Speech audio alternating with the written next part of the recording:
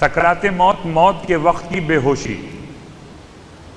اس سے آپ کہتے ہیں نزع روح، یا جس کو آپ کہتے ہیں جاکنی کا عالم ہے،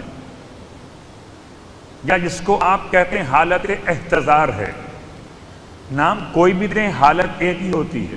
اس حالت کے اعتبار سے سکرات موت کی سختی کم کرنے کے لیے جو پہلا ذریعہ معصوم نے بیان کیا وہ اللہ کے حبیب کا فرمان مقدس ہے۔ فرماتے ہیں اللہ ومن احب علی حون اللہ علیہ سکرات الموت، آگاہ رہو جو علی سے محبت کرتا ہو خدا اس پر سکرات موت کو آسان کر دیتا ہے۔ اللہم صلی علی محمد۔ یار آگاہ رہو، اللہم صلی علی محمد، آگاہ رہو جو علی سے محبت کرتا ہے اللہ اس کے لیے سکرات موت کو آسان کر دیتا ہے۔ یاد رکھیے سکرات موت کیا ہے؟ موت جان انسان کے جسم سے نکلنا اتنا سخت ہے کہ زندہ کسی کی کھال اتار لی جائے، اتنا سخت ہے کسی پرندے کو زندہ آنکھ پر بھون دیا جائے، اتنا سخت ہے کہ آنکھوں میں چٹان ڈال دی جائے، اتنا سخت ہے کہ جسم کے ہر رگ ہائے بدن کو قینچی سے الگ الگ کاٹ دیا جائے۔ یہ ساری سختیاں ختم ہیں اگر محبت علی ابن ابی طالب ہے۔ موت آسان نہیں ہے مگر مشکل موت آسان ہو جائے جب مشکل کشا کی محبت دل میں گھر کر جائے۔ اللہ ومن احب علی حون اللہ علیہ سکرات الموت، اللہ آسان کر دیتا ہے۔ اور اللہ کے لیے کیا مشکل ہے کچھ آسان کرنا، آسان کر دیتا ہے اللہ اس کی سکرات موت جو علی سے محبت کرنے والا۔ پھر ارشاد فرماتے ہیں مولا امام جعفر صادق علیہ السلام،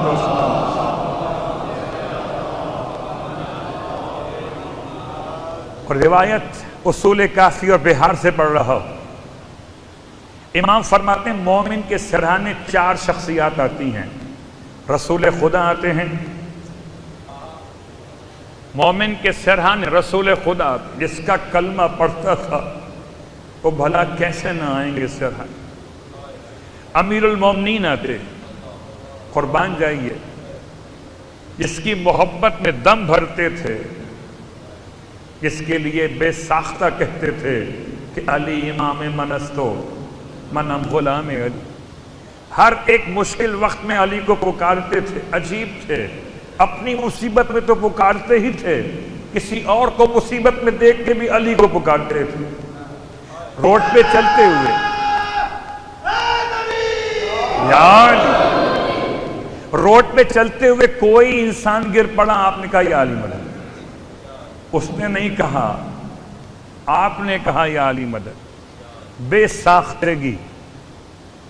پھر خیال آیا کہ آس پاس کوئی ایسا نہ ہو جس سے یہ لفظ پسند نہ آتا ہو، دیکھا بعد میں پڑھا پہلے۔ امام فرماتے ہیں اللہ کے رسول آتے ہیں مومن کے سرہانے، پہلی شخصیت اللہ کے رسول مولائے متقیان، اور تیسری شخص جناب جبرائیل امین علیہ السلام، اور چوتھی شخصیت ملک الموت ہے۔ ملک الموت سے یہ 3 ہستیاں کہتی ہیں ذرا ہلکا ہاتھ رکھیے، ہمارا چاہنے والا ہے۔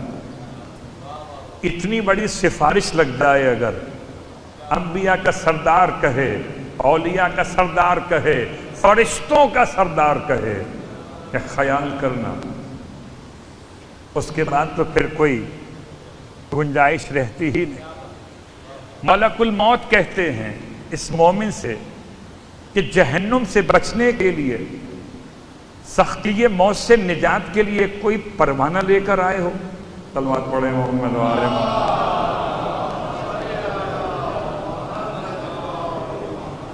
کچھ لے کر آئے ہو لکھا ہوا؟ بھائی ابھی تو کووڈ کی ویکسین کے حوالے سے آپ کو دکھانا پڑے گا نا کہ آپ نے ویکسین لگوا لی ہے، ثبوت کیا ہے کہ یہ سرٹیفکیٹ ملے ہوا؟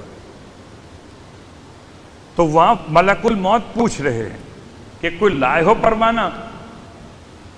مومن کہتا ہے اس وقت میں ہاں لے کر آیا. کیا ہے پروانہ؟ کا ولایت و محبت اہل بیت لے کر آیا.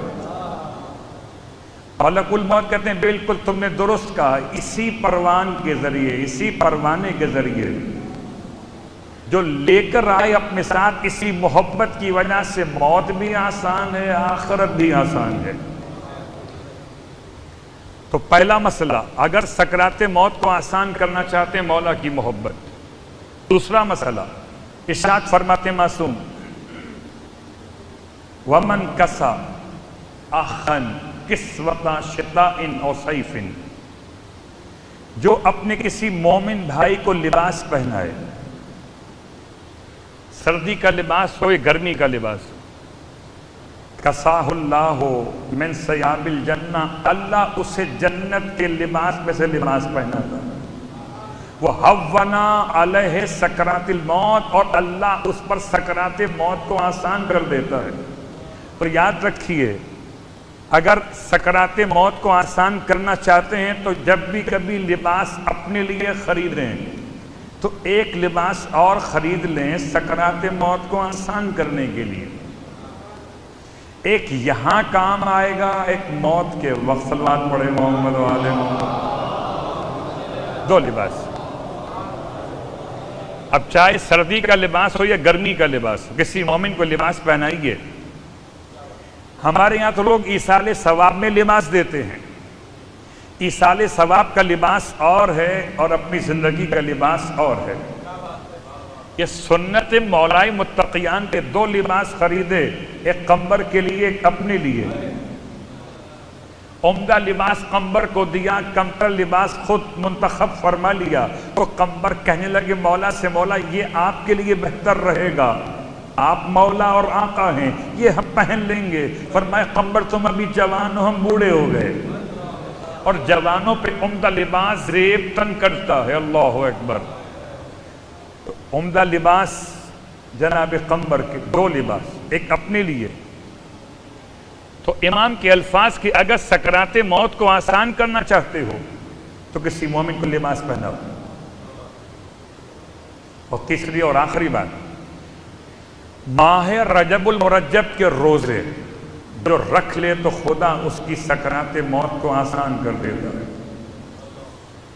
ماہ شعبان کے روزوں کا موضوع الگ ہے، ماہ رمضان کے روزوں کا موضوع الگ. ماہ رجب کے روزے انسان کی سکرات موت کو آسان کر دیتے.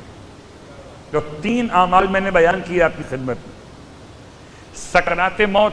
پھر امام کی روایت ارشاد فرماتے ہیں مولا کہ جب کسی مومن کے سرہانے ملک الموت آتے ہیں تو مومن کے اطراف میں خدا خاص کیفیت پیدا کرتا ہے. ایسی خوشبو مومن کے مشام تک پہنچتی ہے. اس خوشبو میں 2 الگ الگ قسم کے پرفیوم کہہ سکتے ہیں ہم.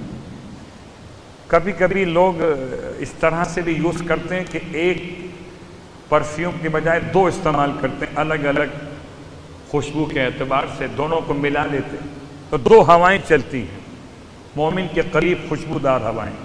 ایک خوشبودار ہوا کو منسیہ کہتے ہیں. کتنا مشکل ہوتا کسی مومن کے لیے اپنے بچوں کی یاد، اپنے گھر والوں کی یاد میں دم نکلنا. جو علی کو نہیں مانتے ان کا مشکل سے دم نکلتا ہے، وہ الگ موضوع ہے. لیکن بچوں کو یاد کرنا، گھر والوں کو یاد کرنا، پردیس میں انتقال کرنا آسان تو نہیں تھا. ہوائے منسیہ، ایک ایسی خوشبو مومن کے مشام تک پہنچتی ہے کہ جو اس پر نسیان طاری کر دیتی. اب نہ اسے بچے یاد آتے ہیں، نہ گھر والے یاد آتے ہیں، نہ بہن بھائی یاد آتے ہیں، سب کو بھول جاتا ہے. خدا کا بڑا احسان ہے، کچھ بھولنا بڑا اچھا رہتا ہے. ہمیشہ بھولنا خراب نہیں ہوتا، کچھ بھولنا اچھا بھی ہوتا ہے، اور خدا اس کے لیے اہتمام کرتا.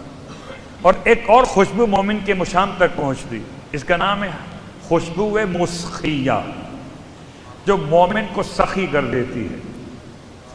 اتنا سخی کر دیتی ہے کہ مومن جب تک خود راضی نہیں ہوتا تب تک مرتا ہی نہیں ہے. میں جب اطمینان واقع ہو جاتا ہے کہ گھر والے یاد نہیں آ رہے، بچے یاد نہیں آ رہے، پھر سخی اتنا ہو گیا، بہت غور کیجئے گا، ویسے کوئی اللہ کے نام پر دے کہ نہ دے، مگر ایسے بھی ہیں جو آل محمد کے نام پر میں کیا جملہ استعمال کروں، اللہ کے نام پر دینا اور ہے، اللہ کی معرفت کہاں، اہل بیت کے غلام بہت ہیں، اہل بیت کے نام پر مانگا تو نکال کے دے دیا۔ تو اہل بیت کے نام پر اگر آپ مال دے سکتے ہیں تو جان بھی دے سکتے ہیں، اور اسی لیے وہ ہوا چلائی جاتی ہے، اس کو خوشبو مسخیہ کہتے ہیں، انسان اتنا سخی ہو جاتا ہے۔ اب ملک الموت سے گفتگو ہے مومن کی، ملک الموت مومن سے کہتے ہیں پریشان کیوں ہو، کیا بات ہے؟ تو مومن کہتا ہے پریشانی کی بات ہے، سب یہ یہاں سے چھوڑ کے جانا پڑ رہا ہے۔ ملک الموت سمجھاتے ہیں کہ تم تو عقل مند ہو، کھوٹے سکے کے بدلے پریشان ہو، یہ کھوٹا سکہ دنیا، تمہیں اس سے بہتر 1000 گنا نعمتیں وہاں ملنے والی ہیں۔ تو مومن کہتا ہے کیا کروں، یہ دوست اور احباب یاد آئیں گے کہ ان کے بدلے انہیں قبول کرو۔ ملک الموت اپنے دائیں طرف اشارہ کرتے ہیں، اب جو پلٹ کے مومن دیکھتا ہے تو 14 معصومین کی ضرورت ہے۔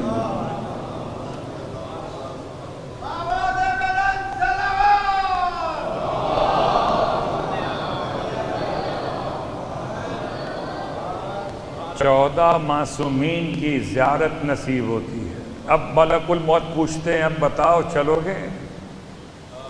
ملک الموت تم بھی بڑے ہوشیار ہو، اب یہ دکھا کے پوچھتے ہو کہ واپس جانا ہے یہاں آنا ہے؟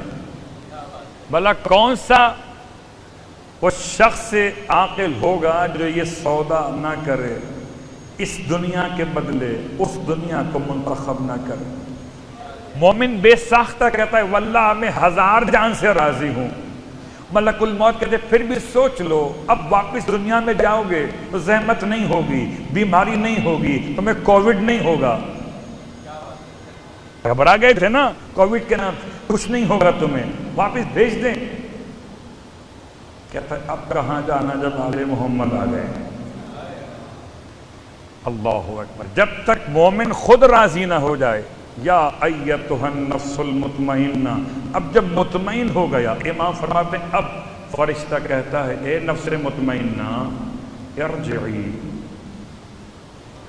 یہ صرف مولا کے لیے مخصوص نہیں آیت، امام کی روایت کے اعتبار سے مولا تو ہر آیت فضائل کا عنوان ہے، اور مولا کے صدقے میں مومن بھی اس آیت میں شامل ہو رہا ہے۔ اے نفس مطمئنہ ارجعی الی ربک، پلٹا اپنے رب کی طرف، راضیۃ مرضیہ، اس حالت میں پلٹا کہ تو اپنے رب سے راضی ہے اور تیرا پروردگار تجھ سے راضی ہے۔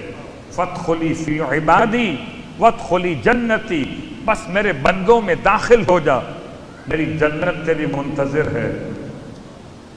تو جنت کے منتظر وہ اور ہیں، جنت جن کی منتظر ہے وہ اور ہیں۔ اللہ اکبر۔ یہ آیات سورہ مبارکہ والفجر تھی۔